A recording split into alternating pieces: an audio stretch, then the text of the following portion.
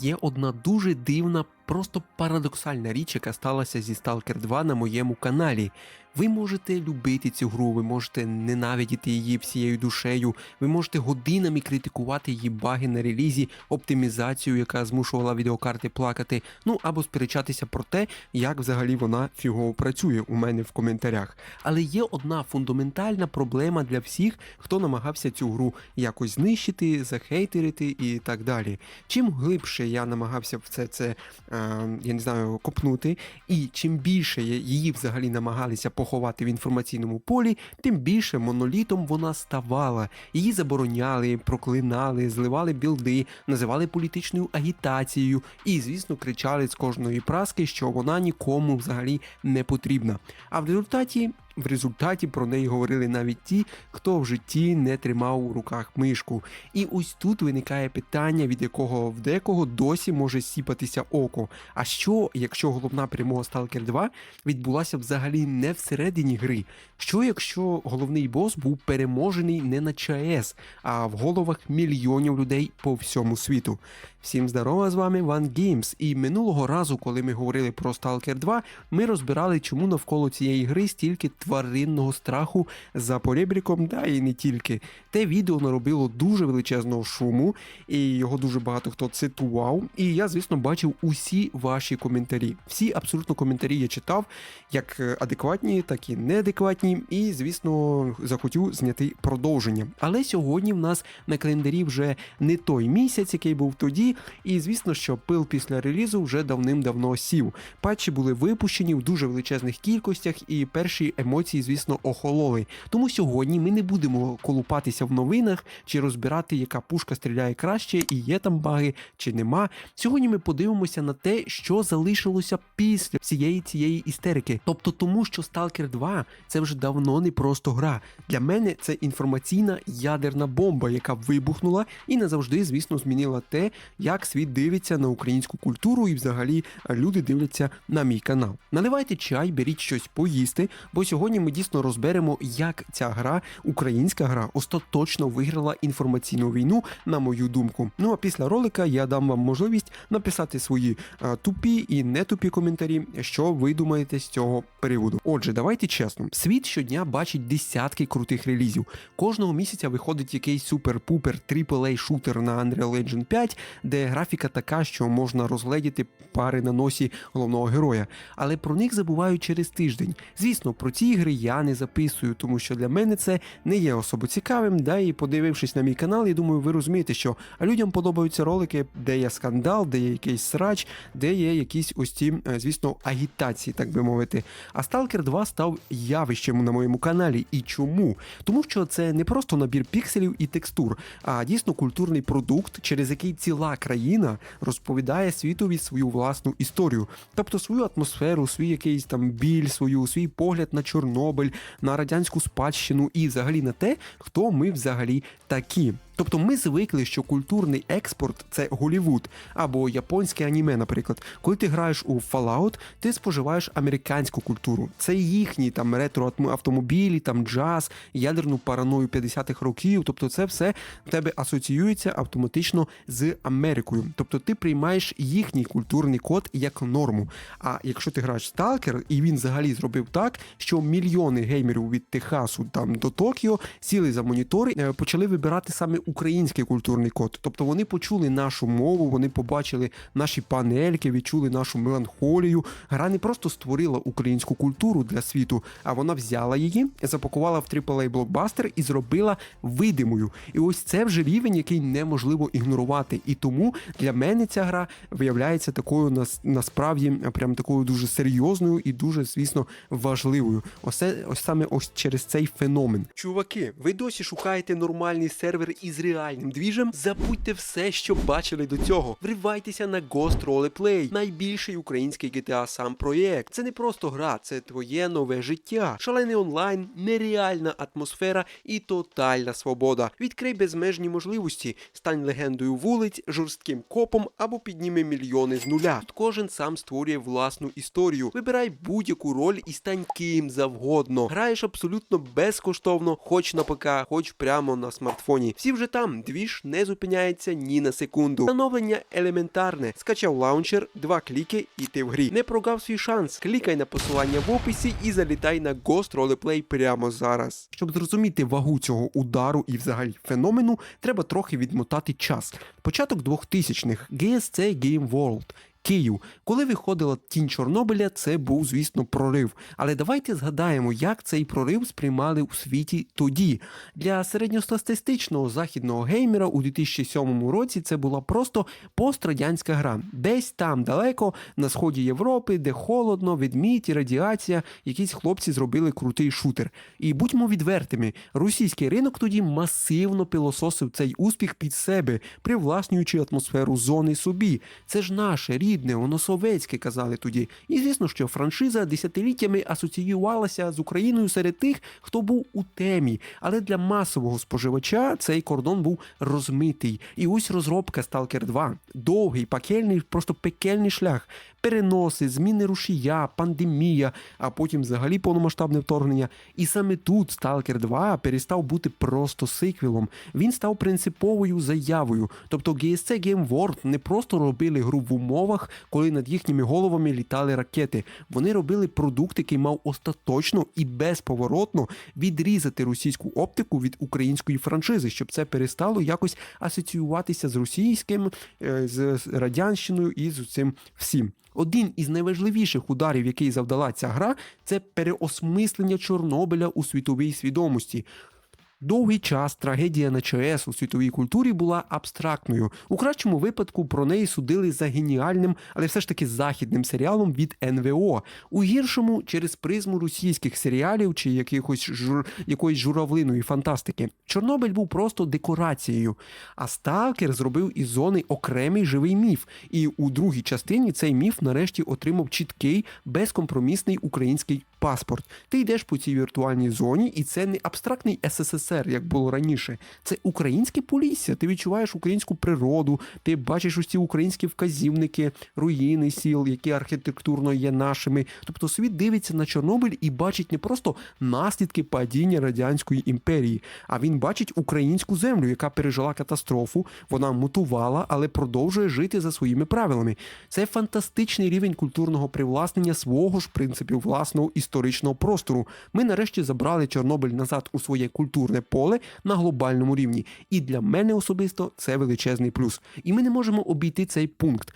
Це складна тема, але про неї треба говорити прямо. Після 2022 року сприйняття Сталкеру, особливо для нас, для мене, змінилося назавжди. Те, що раніше здавалося крутою постапокаліптичною декорацією, раптом стало лякаюче реальним. Покинуті, зруйновані будинки без вікон, блокпости на дорогах, люди в камуфляжі зі зброєю, постійне відчуття небезпеки, яке дихає тобі в потилицю. Раніше це був просто класний сеттинг для того, щоб постріляти мутантів під енергетик. А зараз уже ні. Я не збираюся кидатися дешевими фразами по типу «Сталкер передбачив війну». Це було очевидно. Ні, гра нічого не передбачила, але війна дала нам усім нову оптику. І ми почали дивитися на цей знайомий віртуальний світ абсолютно іншими очима. Тому що виживання, боротьба за територію і взагалі постійна напруга – це більше не наукова фантастика, а наш бекграунд, так би мовити. І коли західний гравець запускає зараз Stalker 2, він свідомо чи підсвідомо, неважливо, відчуває цей контекст. Тобто він розуміє, в яких умовах створювалася ця атмосфера і чому вона настільки густа, що її можна різати ножем. А тепер давайте до найсмачнішого. Реакція РФ і їхнього інформаційного простору. Це просто підручник з психіатрії, друзі. Тому що, серйозно, я давно не бачив настільки масштабного колективного розриву шаблонів. Я 3 роки записував відоси саме по цій грі, і очевидно, що коли я починав, ще в 24-му році, там, в 23-му, неважливо, я вже тоді бачив ось цю жорстку шизу, так би мовити. Давайте відновимо хронологію. GSC принципово відмовилися тоді від російського ринку. Вони скасували російську озвучку. І що починалося там. Правильно, люта істерика просто. Спочатку вони кричали: та кому потрібна ця ваша гра взагалі? Без нашого ринку ви збанкрутуєте, нікуди її не продате, кому вона там взагалі буде потрібна. Потім вони ж самі, ці самі люди, почали масово нити. А де наша озвучка? Дайте нам озвучку, чому немає нашої перекладача нашої мови немає?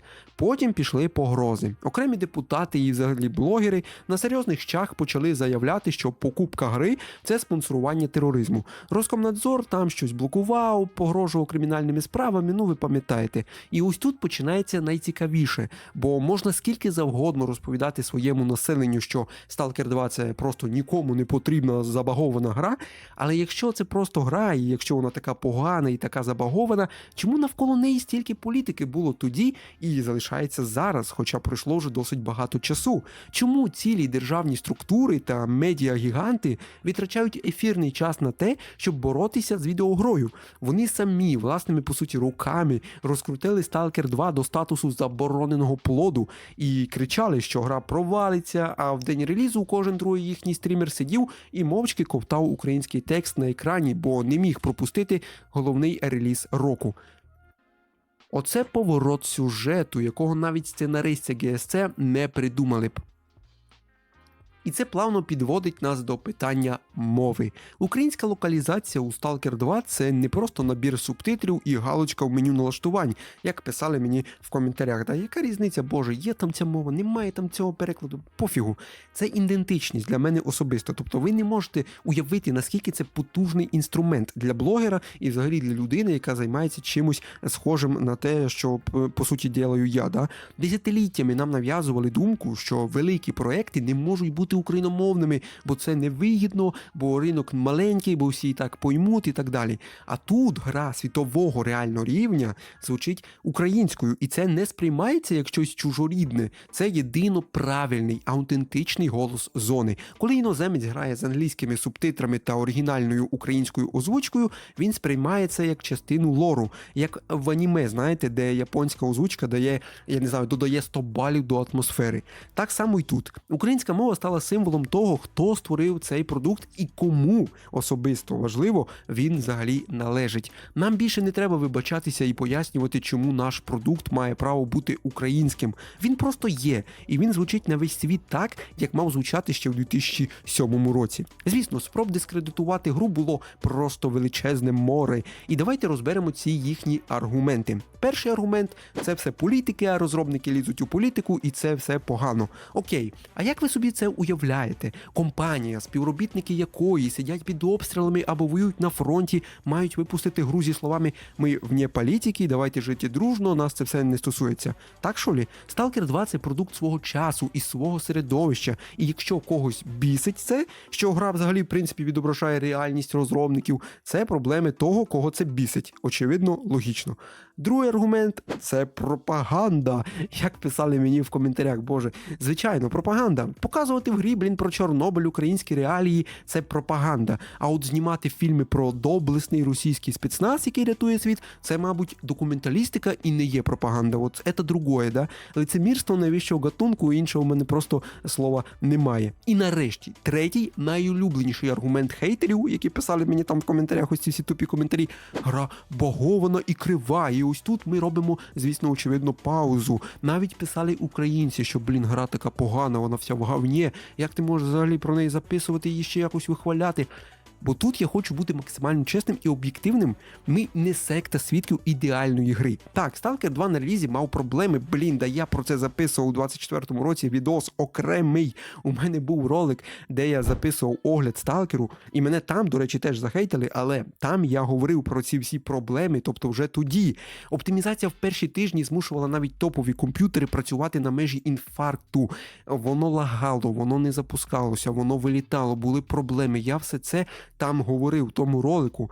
Да, там були дивні баги, дуже величезні баги, коли, наприклад, персонажі могли з'явитися з повітря або втупитися просто в стіну і зависнути там на декілька хвилин. Були питання до темпу, до балансу деяких механік і взагалі до того, що чому це так все погано працює. І якщо ви купили гру тоді за full прайс у день релізу і зловили ось цей критичний баг, який зламав вам сейф, ви мали повне, абсолютне право бути незадоволеним критичними і критикувати студію. Це нормально, тобто це ринок. Ви зробили якісь там, не зробили все до ідеалу, як то кажуть, ви маєте, очевидно, отримати якусь за це критику. Це логічно і справедливо. І я в своєму ролику теж це робив, по суті. Я критикував гру за те, що вона вийшла тоді, не такою, як могла вийти. Але є одне величезне але. Критика технічних проблем не дорівнює дискредитації культурного значення гри. Тобто це принципово різні речі. Усі ігри київської студії на старті були, м'яко кажучи,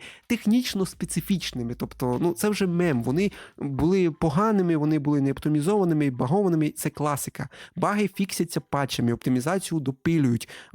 Я не знаю, штучний інтелект персонажів налаштовують. Тобто все це доопрацьовується з роками. Але те, що ця гра несе в собі, не фікситься і не зникає. Жоден просадок FPS не зможе скасувати того факту, що це колосальне, культурне досягнення. Тобто російська пропаганда роками намагалася використати технічні мінуси гри, щоб довести, що українці не можуть зробити нічого нормального, що все погано, все. Але вони забули, що той же Кіберпанк, від поляків на релізі взагалі видаляли з PlayStation Store, і це не завадило йому стати культовим для поляків і взагалі для всього світу. Тобто технічний стан тимчасовий, а те, що гра в собі несе, ось саму спадщину, вона вічна. І саме тому Stalker це не просто шутер, це не просто якась там гра, де є баги і взагалі таке все погане, це дійсно культурний маніфест і, звісно, феномен.